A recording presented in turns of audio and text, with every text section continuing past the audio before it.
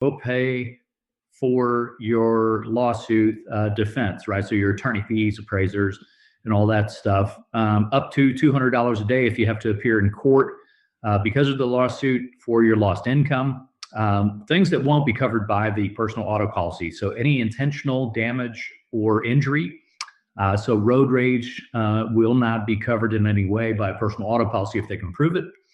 Any damage to property owned or transported by the insured. So if you were potentially taking a flat screen TV somewhere, your flat screen TV is not going to be covered if it gets damaged in the accident. Public or livery conveyance, this would be things like Uber, Lyft, operating as a taxi, or doing any of the other types of things where you're getting paid to drive the vehicle.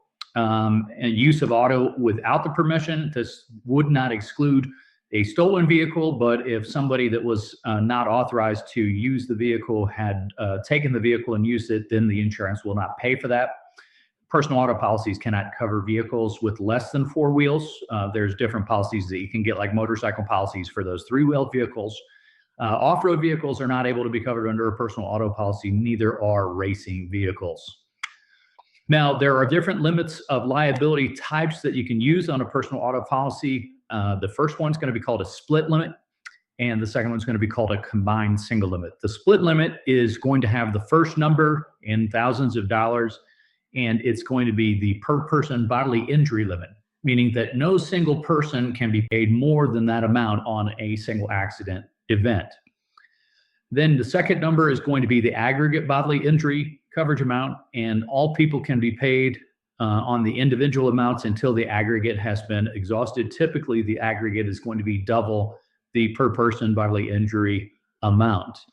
And then the third number is going to be in thousands. Again, this is going to be the aggregate property damage that will be covered per accident on the plan.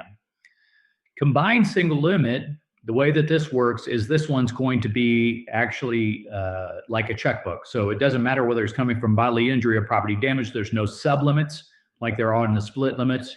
And so therefore, whatever the combined single limit is everything that's available for all payments under a single claim.